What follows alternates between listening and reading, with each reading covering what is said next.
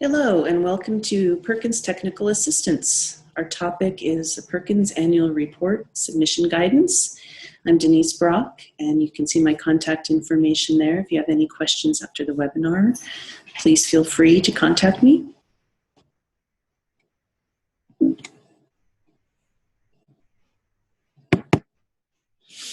Please have ready with you the annual report example that I sent to you. You may access this during this presentation. You can either minimize it and tab it, or you can print it out in color. The purpose of the annual report is to describe the status of activities that you identified in your local plan and to account for approved expenditures of the grant funds.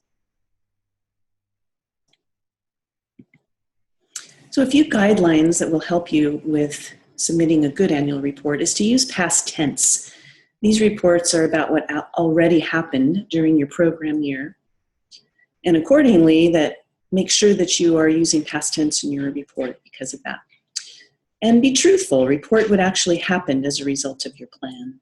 You don't expect everything that you planned to actually have turned out perfectly. And sometimes things, when you change them, turn out to be better than what you originally planned. So it's okay to be truthful. Also, provide enough detail about how Perkins funds were expended for a reader to understand the expenditures and be confident that they were appropriate. Some major challenges, both met and unmet, will be asked of you in the report. Describe these challenges that arose during the year, how you met them or didn't meet them. It's a good way to see that you're actually being very introspective and thoughtful about the success of your plan. You'll also be asked, and I will show you later what that looks like, the person responsible for the evidence to show the success of your plan.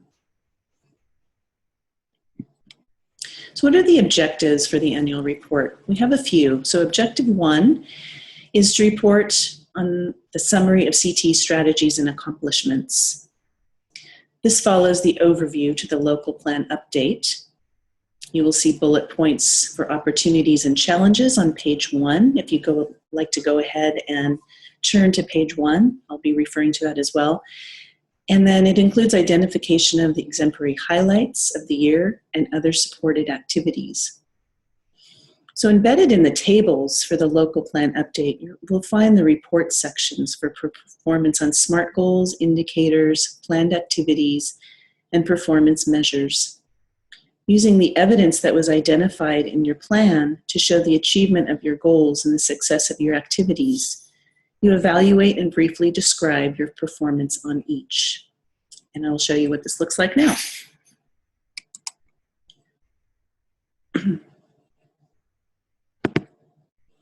So here I am on page 1.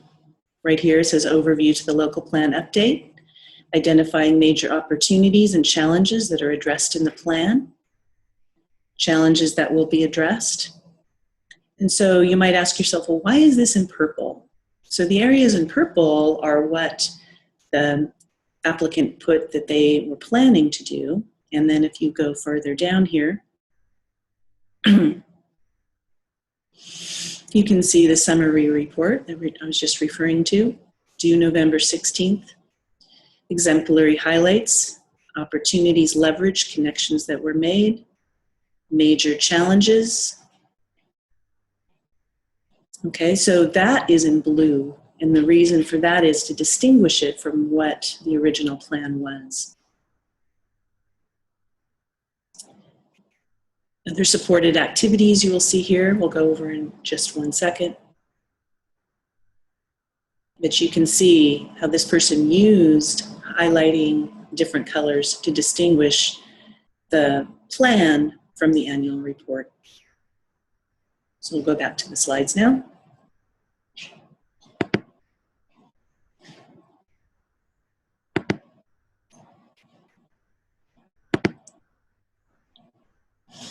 Okay, so we just went over that part.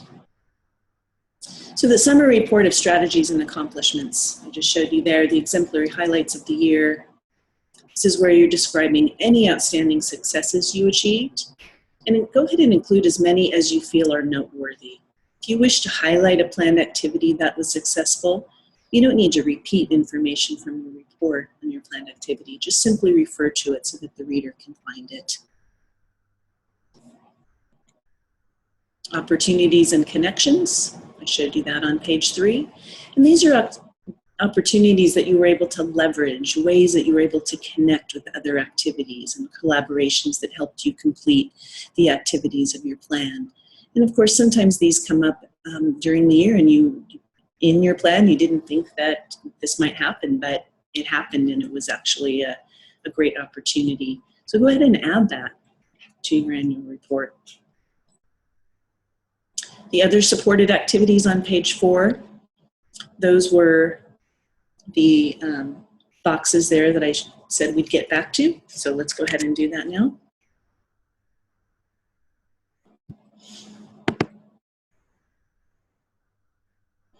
That is this area here, other supported activities.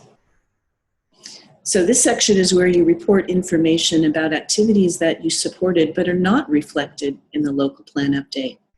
So this first table is for House Bill 2912. This encourages the establishment of joint high school and community college advisory committees. Report the number of such joint committees in the provided table. The second table is for local requirements of Perkins 4. So here's where you indicate activities you have supported by marking the corresponding box X.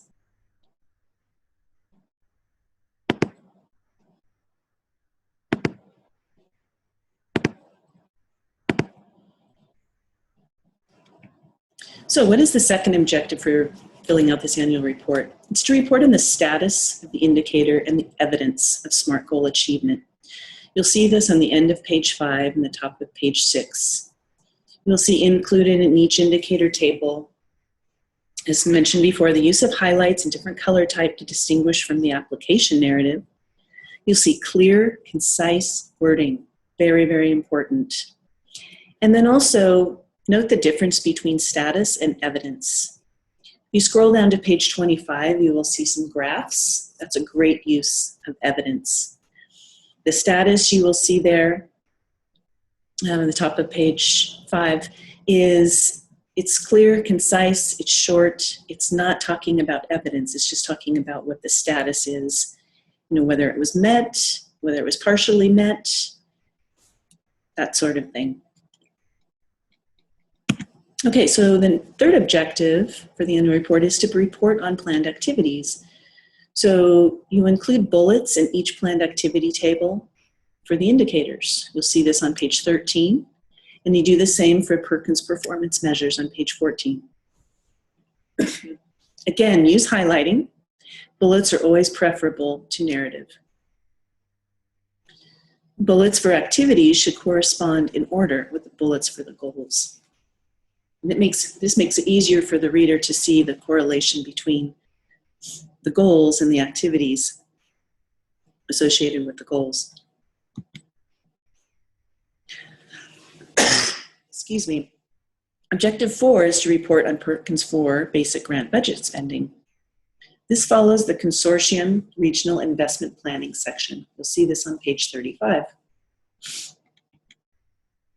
The budget spending report and equipment and non-consumable supply inventory.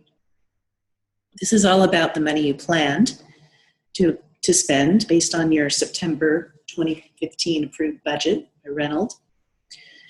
This is the money you spent, the actual expenditures, and the percent change. The percentage change from the beginning of the grant period to the end by function code or object code. The approval date for changes greater than 10%. This is the date you received approval for those changes. Of course, approval is required when there's an adjustment of 10% or more in the budget.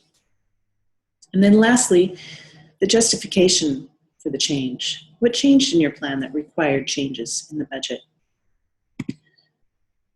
So the big two are submitting accurate inventory of all Perkins expenses of $200 or greater, and that the beginning budget that was approved by Reynolds should match the expenses submitted in this report. So this is due Wednesday by 5 p.m., November 16th. Please attach this report to an email and send it to this address, perkins.submit@state.or.us. Again, feel free to use that example that I sent to you. Feel free to make it look as closely as you can to the formatting and the detail included in this. It's a model. And if you have any questions, feel free to email me or call me. My information again is on the beginning slide. Thank you for joining the webinar.